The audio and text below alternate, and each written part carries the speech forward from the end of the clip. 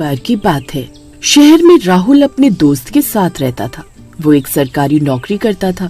फिर एक दिन गांव से उसकी माँ का फोन आता है। राहुल बेटा, कैसे हो? मैं ठीक हूँ माँ। बेटा, तुम्हारे लिए गांव के सरपंच की बेटी का रिश्ता आया है। उन्हें एक सरकारी नौकरी करने वाले लड़के की तलाश थी, इसलिए उन्होंने अपनी लड़की की शादी के लिए तुम्हारा हाथ मांगा है। ठीक है माँ, जैसा आपको अच्छा लगे, जहाँ आपकी मर्जी होगी मैं वहीं शादी कर लूँगा। ठीक है बेटा, तू कल ही ट्रेन पकड़कर गांव आ जा। यहाँ जब तक मैं शादी की तैयारियाँ करवाती हूँ।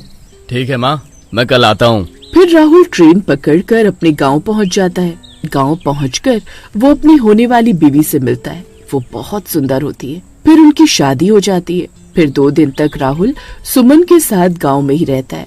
माँ, अब 2 दिन हो गए, अब मुझे वापस शहर जाना होगा। अजी, आप शहर चले जाओगे तो मैं यहाँ अकेले गांव में क्या करूँगी? मुझे भी अपने साथ ले चलो, आपके बिना मेरा यहाँ मन नहीं लगेगा। देखो सुमन, मैं भी तुम्हें अपने साथ शहर ले जाना चाहता हूँ, लेकिन शहर में मेरा खुद का घर नहीं है। मैं अपने दोस्त के साथ उसके घर में रहता हूँ। तुम मुझे कुछ दिनों का वक्त दो, एक बार मैं शहर में खुद के घर का बंदोबस्त कर लूँ, फिर मैं तुम्हें यहाँ से ले जाऊंगा। फिर इतना बोलकर राहुल शहर के लिए निकल पड़ता है। सुमन उसे रेलवे स्टेशन तक छोड़ने जाती है। वहीं रास्ते में एक बरगद का पेड़ आता है। वो दोनों कुछ देर के लिए वहाँ रुककर पानी पीने लगते हैं, लेकिन उन्हें क्या पता था, उस पेड़ के नीचे रुकने से उनकी जिंदगी बदलने वाली थी। अरे यार, यहाँ गांव में तो बहुत गर्मी है। शहर में तो पूरा दिन एसी रूम में बैठकर काम करने पर गर्मी का पता ही नहीं चलता। उफ, कितनी गर्मी है यार यहाँ गांव में तो। अजी, अभी हमारी शादी को 2 ही दिन हुए हैं। अभी तो हम हनीमून पर भी नहीं गए। क्यों आपका शहर जाना जरूरी है? मैं आपके बिना यहाँ अकेली गांव में क्या करूँगी?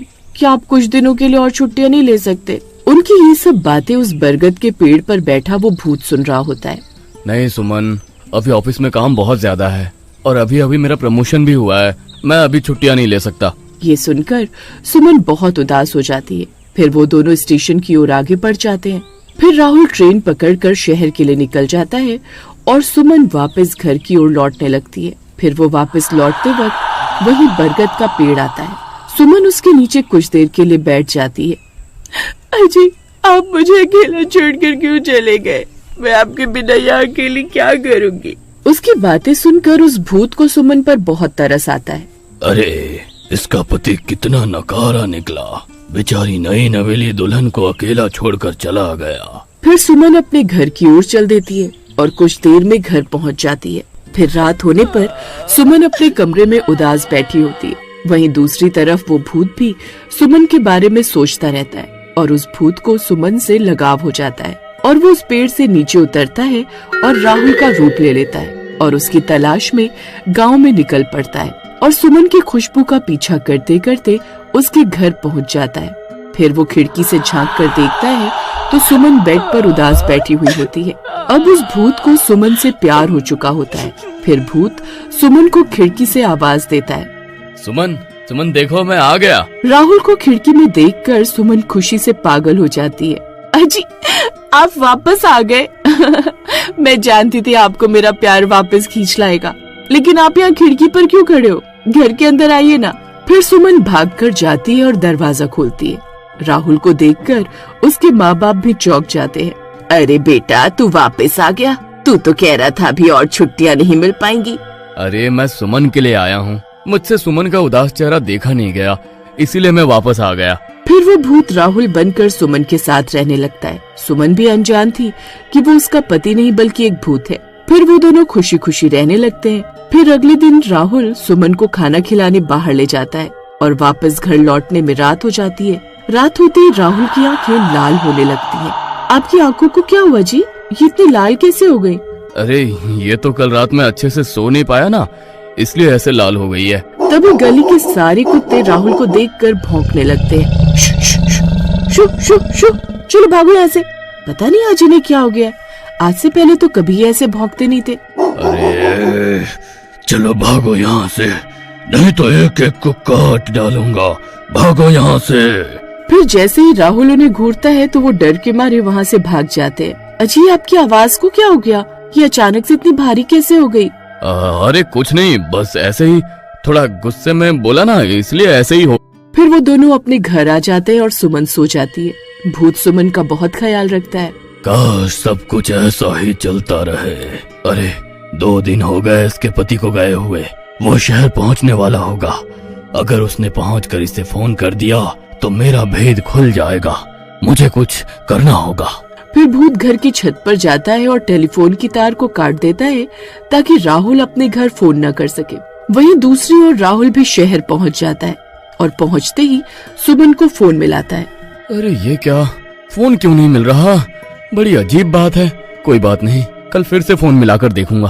फिर राहुल लगातार हर रोज घर पर फोन मिलाने की कोशिश करता है, लेकिन उसकी बात किसी से भी नहीं हो पाती क्योंकि भूत ने फोन का तार पहले ही काट दिया था। अरे यार मनोज, आज 10 दिन हो गए सुमन का कोई फोन नहीं आया और घर का फोन भी नहीं लग रहा। मुझे समझ नहीं आ रहा क्या करूं। फिर ऐसे ही 1 महीना बीत जाता है। फिर एक दिन राहुल के माँ बाप उस बहरूपी भूत से बोलते हैं, अरे बेटा राहुल, अब तो तुम शहर भी नहीं जा रहे। हमें तो लगता है तुमने अपनी पत्नी के प्यार में नौकरी भी छोड़ दी है। ये सब नहीं चलेगा। जब से तुम्हारी शादी हुई है तुम तो इस सुमन के प्यार में पागल हो गए हो। देखो राहुल, अगर शहर जाकर नौकरी नहीं कर सकते तो यही गांव में कुछ ना कुछ काम करना होगा। मैं अकेला इस घर का खर्चा नहीं उठा सकता हूँ। फिर अगले दिन से बहरूपिया राहुल घर से निकलता है और जादू से सोने के सिक्के बनाकर रोज अपने पिताजी को दे देता। सोने के सिक्के देखकर पिताजी की आंखें फटी की फटी रह जाती और उनकी खुशी का ठिकाना नहीं रहता। फिर कुछ दिनों तक ऐसे ही चलता रहता है। अब राहुल की शादी को 2 महीने बीत चुके थे और शहर में राहुल बेहद परेशान हो चुका था। फिर एक दिन, मनोज, अब 2 महीने हो गए और सुमन का कोई फोन नहीं आया। मैं आज रात ही ट्रेन पकड़कर गांव जा रहा हूँ। फिर उसी रात राहुल अपने गांव की ओर निकल पड़ता है। 2 दिन में वो गांव पहुंच जाता है। फिर घर पहुंचकर अपने घर की घंटी बजाता है। सुमन और बहरूपिया राहुल अपने कमरे में आराम कर रहे होते हैं। अजी मैं अभी दरवाजा खोल कर आती हूँ। फिर सुमन जैसे ही दरवाजा खोलती है उसकी आंखें फटी की फटी रह जाती हैं। सामने राहुल खड़ा होता है। अरे मर गए रे, ये कैसे हो सकता है? आप तो मेरे साथ कमरे में आराम कर रहे थे, भला आप इतनी जल्दी यहाँ बाहर कैसे आ गए? सुमन की आवाज सुनकर उसके सास ससुर भी बाहर आ जाते हैं और बहरूपिया राहुल भी कमरे से बाहर आ जाता है। उन दोनों को एक साथ देखकर सबकी आंखें फटी की फटी रह जाती हैं। बहरूपिये, कौन है तू और मेरे घर में क्या कर रहा है? अरे मर गई रे बेटा, अगर तू आज शहर से आया है तो 2 महीने से जो सुमन के साथ रह रहा है वो कौन है? माँ, मैं ही आपका असली बेटा हूँ। ये झूठ बोल रहा है। फिर दोनों में बहुत बहस होती है, लेकिन किसी को कुछ समझ नहीं आता कि सुमन का असली पति कौन है। फिर इस मुद्दे को सरपंच के सामने रखा जाता है। ये मामला तो बहुत जटिल है। इसका पता तो सिर्फ गांव की विद्वान बाबा ही लगा सकते हैं। चलो सब बाबा के पास चलते हैं।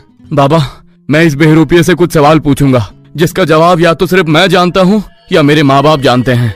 फिर राहुल गांव वालों के सामने बहरूपिये से कुछ सवाल पूछता है, लेकिन बहरूपिया सारे सवालों का सही सही जवाब दे देता है।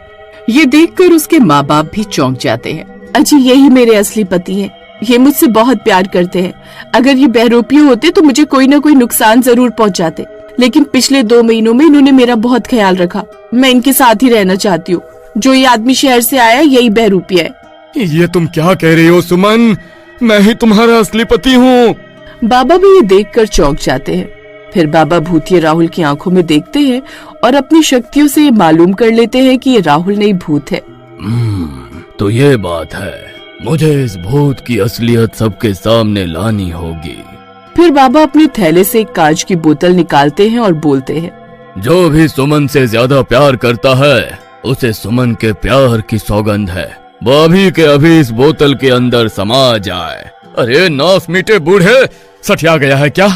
ये कैसी बहकी बहकी बातें कर रहा है? अब मैं अपना प्यार कैसे साबित करूं?